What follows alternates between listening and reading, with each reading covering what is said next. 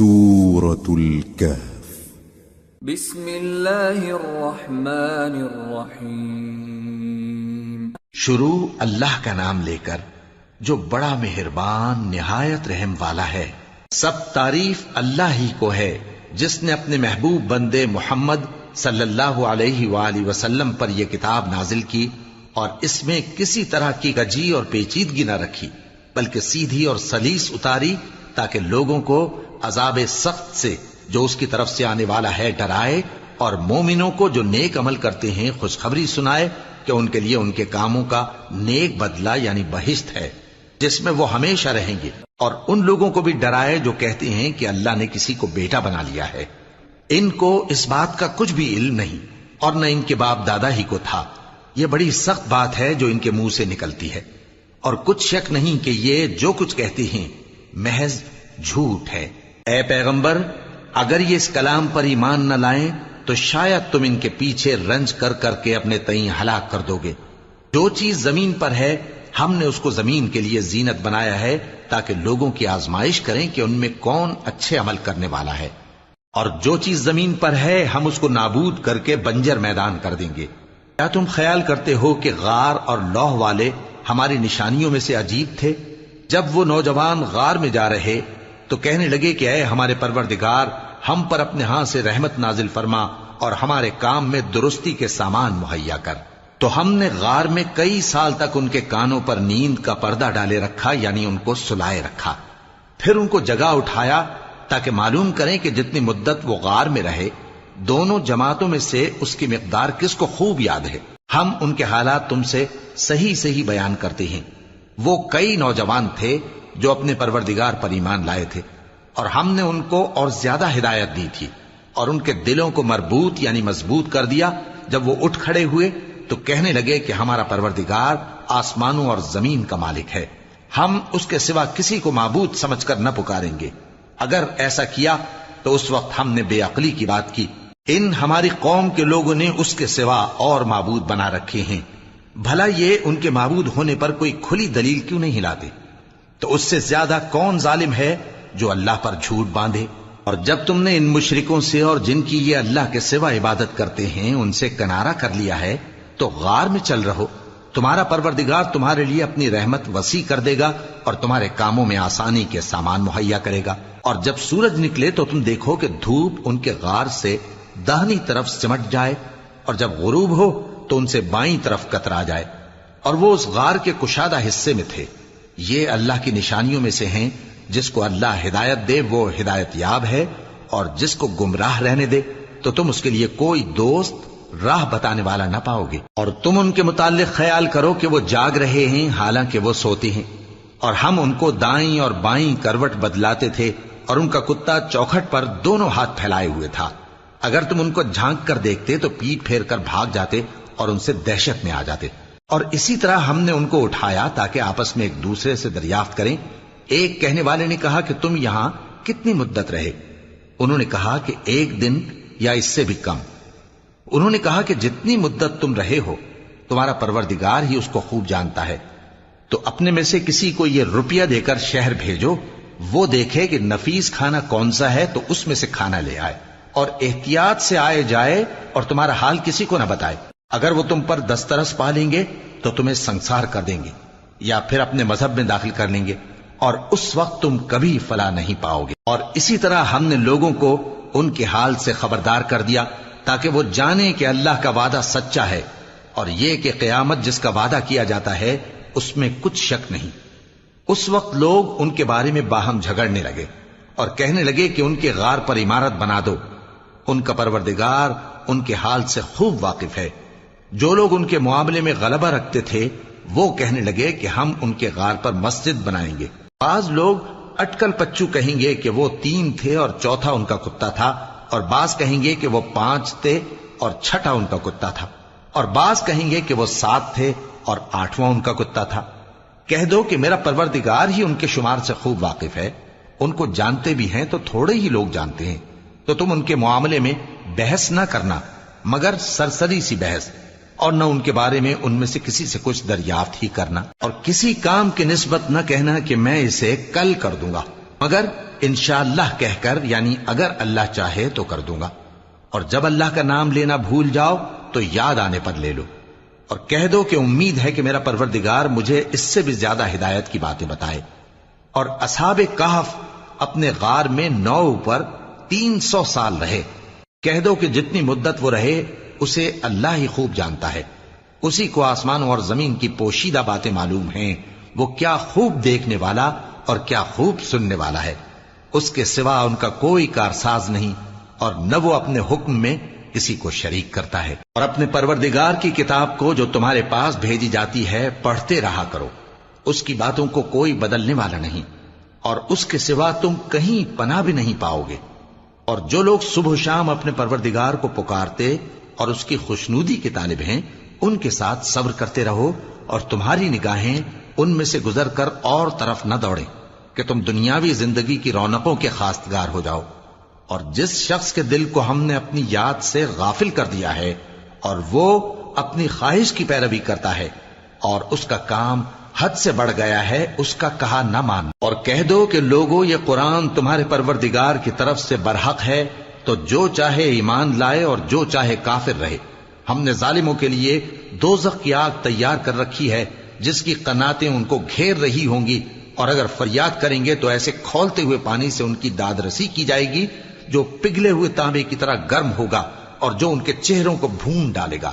ان کے پینے کا پانی بھی برا اور آرام گاہ بھی بری۔ اور جو ایمان لائے اور کام بھی نیک کرتے رہے تو ہم نیک کام کرنے والوں کا اجر ضائع نہیں کرتے۔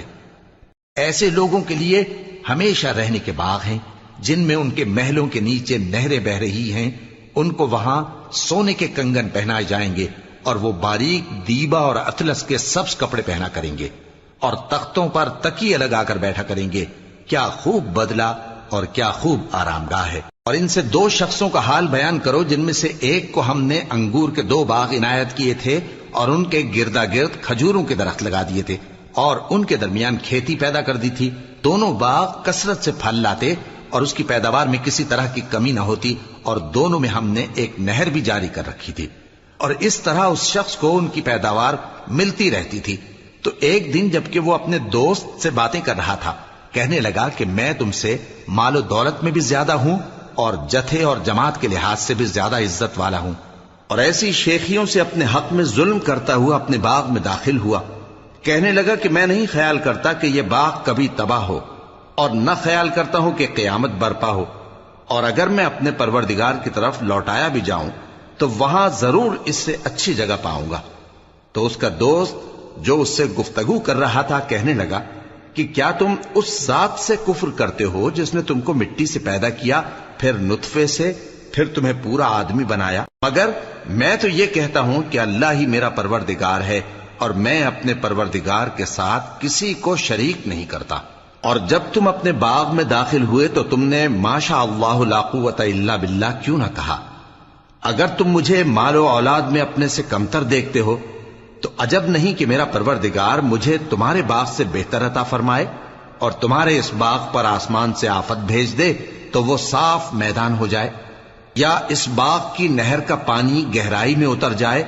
تو پھر تم اسے تلاش نہ کر سکو، اور اس کے میووں کو عذاب نے آ گھیرا اور وہ اپنی چھتریوں پر گر کر رہ گیا، تو جو مال اس نے اس پر خرچ کیا تھا اس پر حسرت سے ہاتھ ملنے لگا اور کہنے لگا کہ کاش میں اپنے پروردگار کے ساتھ کسی کو شریک نہ بناتا۔ اس وقت اللہ کے سوا کوئی جماعت اس کی مددگار نہ ہوئی اور نہ وہ بدلہ لے سکا۔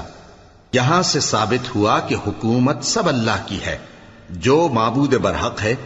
وہی بہترین ثواب عطا کرنے والا اور بہترین انجام لانے والا ہے۔ اور ان سے دنیا کی زندگی کی مثال بھی بیان کر دو کہ وہ ایسی ہے جیسے پانی جسے ہم نے آسمان سے برسایا تو اس کے ساتھ زمین کی پیداوار مل کر نکلی،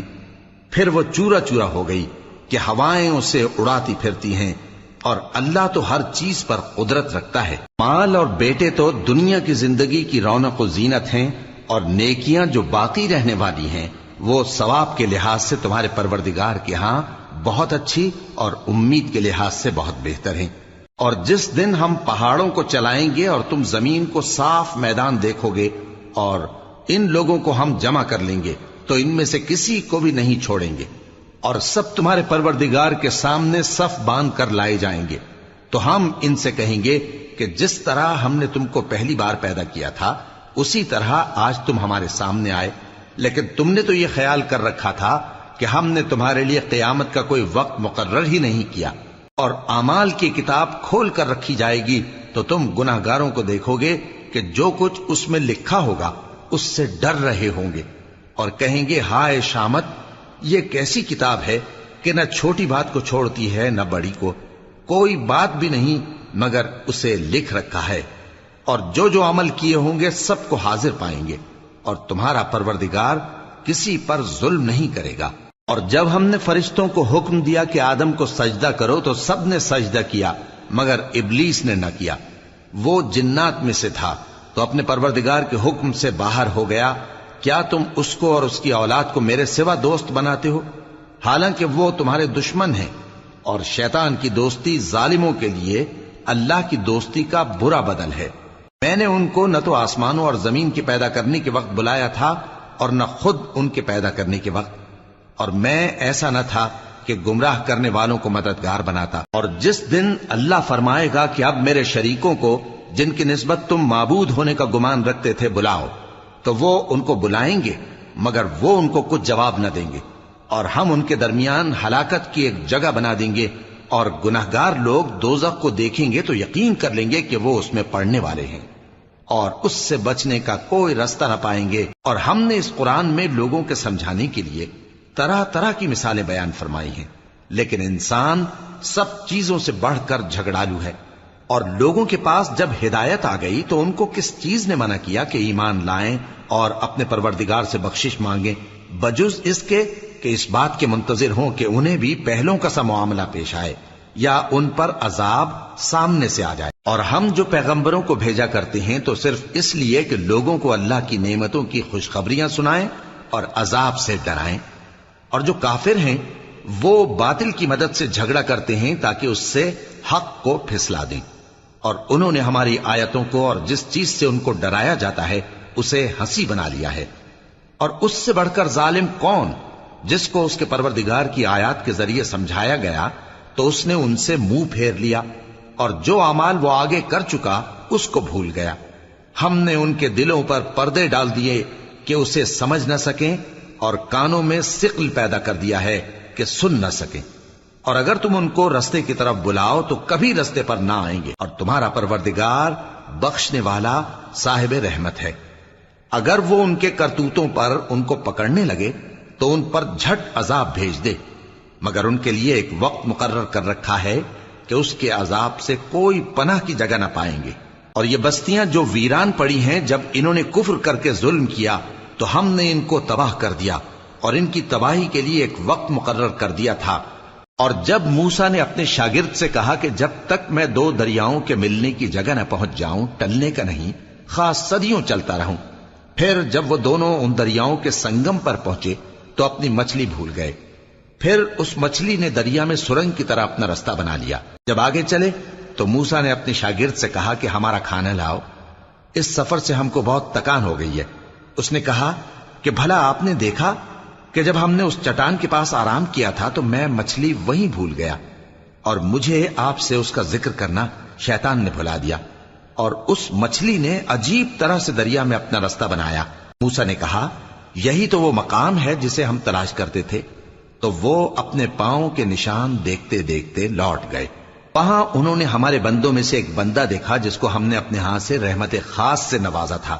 اور اپنے پاس سے ایک خاص علم بخشا تھا۔ موسیٰ نے ان سے جن کا نام خضر تھا کہا کہ جو علم اللہ کی طرف سے آپ کو سکھایا گیا ہے، اگر آپ اس میں سے مجھے کچھ بھلائی کی باتیں سکھائیں تو میں آپ کے ساتھ رہوں۔ خضر نے کہا کہ تم میرے ساتھ رہ کر صبر نہیں کر سکو گے، اور جس بات کی تمہیں خبر ہی نہیں اس پر صبر کر بھی کیسے سکتے ہو؟ موسیٰ نے کہا اللہ نے چاہا تو آپ مجھے صابر پائیے گا، اور میں آپ کے ارشاد کے خلاف نہیں کروں گا۔ خضر نے کہا اگر تم میرے ساتھ رہنا چاہو تو شرط یہ ہے مجھ سے کوئی بات نہ پوچھنا جب تک میں خود اس کا ذکر تم سے نہ کروں۔ تو دونوں چل پڑے، یہاں تک کہ جب کشتی میں سوار ہوئے تو خضر نے کشتی کو پھاڑ ڈالا۔ موسیٰ نے کہا کیا آپ نے اس کو اس لیے پھاڑا ہے کہ سواروں کو غرق کر دی؟ یہ تو آپ نے بڑی عجیب بات کی۔ خضر نے کہا کیا میں نے نہیں کہا تھا کہ تم میرے ساتھ صبر نہ کر سکو گے؟ موسیٰ نے کہا کہ جو بھول مجھ سے ہوئی اس پر مواخذہ نہ کیجیے اور میرے معاملے میں مجھ پر مشکل نہ ڈالیے۔ پھر دونوں چلے،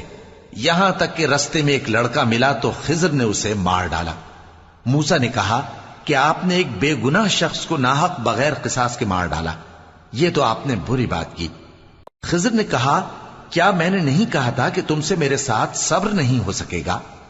انہوں نے کہا کہ اگر میں اس کے بعد پھر کوئی بات پوچھوں یعنی اعتراض کروں تو مجھے اپنے ساتھ نہ رکھیے گا کہ آپ میری طرف سے عذر کے قبول کرنے میں حد کو پہنچ گئے ہیں۔ پھر دونوں چلے، یہاں تک کہ گاؤں والوں کے پاس پہنچے اور ان سے کھانا طلب کیا۔ انہوں نے ان کی ضیافت کرنے سے انکار کیا۔ پھر انہوں نے وہاں ایک دیوار دیکھی جو گرا چاہتی تھی تو خضر نے اس کو سیدھا کر دیا۔ موسیٰ نے کہا کہ اگر آپ چاہتے تو ان سے اس کا معاوضہ لے لیتے تاکہ کھانے کا کام چلتا۔ خضر نے کہا کہ اب مجھ میں اور تم میں علیحدگی، مگر جن باتوں پر تم صبر نہ کر سکے میں ان کا تمہیں بھید بتائے دیتا ہوں کہ وہ جو کشتی تھی غریب لوگوں کی تھی جو دریا میں محنت کر کے یعنی کشتیاں چلا کر گزارا کرتے تھے، اور ان کے سامنے کی طرف ایک بادشاہ تھا جو ہر اچھی کشتی کو زبردستی چھین لیتا تھا، تو میں نے چاہا کہ اسے عیبدار کر دوں تاکہ وہ اسے غصب نہ کر سکے۔ اور وہ جو لڑکا تھا اس کے ماں باپ دونوں مومن تھے، ہمیں اندیشہ ہوا کہ وہ بڑا ہو کر بد کردار ہوگا تو کہیں ان کو سرکشی اور کفر میں نہ پھنسا دے، تو ہم نے چاہا کہ ان کا پروردگار اس کی جگہ ان کو اور بچہ عطا فرمائے جو اخلاقی پاکیزگی میں بہتر اور محبت میں زیادہ قریب ہو۔ اور وہ جو دیوار تھی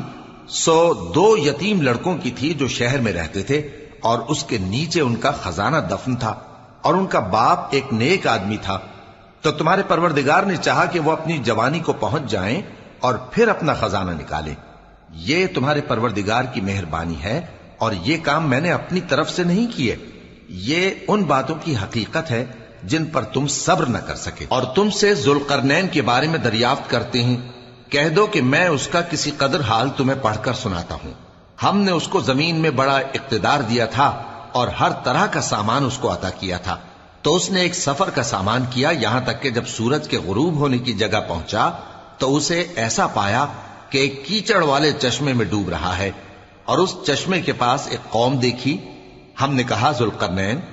تم ان کو خواہ تکلیف دو خواہ ان کے بارے میں بھلائی اختیار کرو، دونوں باتوں کی تم کو قدرت ہے۔ ذوالقرنین نے کہا کہ جو کفر و بد کرداری سے ظلم کرے گا اسے ہم سزا دیں گے، پھر وہ اپنے پروردگار کی طرف لوٹایا جائے گا تو وہ بھی اسے بڑا عذاب دے گا، اور جو ایمان لائے گا اور عمل نیک کرے گا اس کے لیے بہت اچھا بدلہ ہے، اور ہم اپنے معاملے میں اس سے نرم بات کہیں۔ پھر اس نے ایک اور سامان سفر کیا، یہاں تک کہ سورج کے طلوع ہونے کے مقام پر پہنچا تو دیکھا کہ وہ ایسے لوگوں پر طلوع ہوتا ہے جن کے لیے ہم نے دھوپ سے بچاؤ کی کوئی اوٹ نہیں بنائی تھی۔ حقیقت یوں ہی تھی، اور جو کچھ اس کے پاس تھا ہم کو سب کی خبر تھی۔ پھر اس نے ایک اور سفر کا سامان کیا، یہاں تک کہ 2 اونچے سیدھے پہاڑوں کے درمیان پہنچا تو دیکھا کہ ان کے اس طرف کچھ لوگ ہیں کہ بات کو سمجھ نہیں سکتے۔ ان لوگوں نے کہا کہ اے ذوالقرنین، یاجوج اور ماجوج اس علاقے میں فساد کرتے رہتے ہیں، بھلا ہم آپ کے لیے خرچ کا انتظام کر دیں کہ آپ ہمارے اور ان کے درمیان ایک دیوار کھینچ دیں۔ ذوالقرنین نے کہا کہ خرچ کا جو مقدور اللہ نے مجھے بخشا ہے وہ بہت اچھا ہے، تم مجھے قوت بازو سے مدد دو، میں تمہارے اور ان کے درمیان ایک مضبوط رکاوٹ بنا دوں گا۔ تم لوہے کے بڑے بڑے تختے میرے پاس لاؤ۔ چنانچہ کام جاری کر دیا گیا، یہاں تک کہ جب اس نے دونوں پہاڑوں کے درمیان کا حصہ برابر کر دیا اور کہا کہ اب اسے دھوکو، یہاں تک کہ جب اس کو دھونک دھونک کر آگ کر دیا تو کہا کہ اب میرے پاس تانبا لاؤ کہ اس پر پگھلا کر ڈال دوں۔ پھر ان میں یہ قدرت نہ رہی کہ اس پر چڑھ سکیں، اور نہ یہ طاقت رہی کہ اس میں نقب لگا سکیں۔ بولا کہ یہ میرے پروردگار کی مہربانی ہے، پھر جب میرے پروردگار کا وعدہ آ پہنچے گا تو اس کو ڈھا کر ہموار کر دے گا، اور میرے پروردگار کا وعدہ سچا ہے۔ اس روز ہم ان کو چھوڑ دیں گے کہ روئے زمین پر پھیل کر ایک دوسرے میں گھس جائیں گے، اور سور پھونکا جائے گا تو ہم سب کو جمع کر لیں گے، اور اس روز ہم جہنم کو کافروں کے سامنے لائیں گے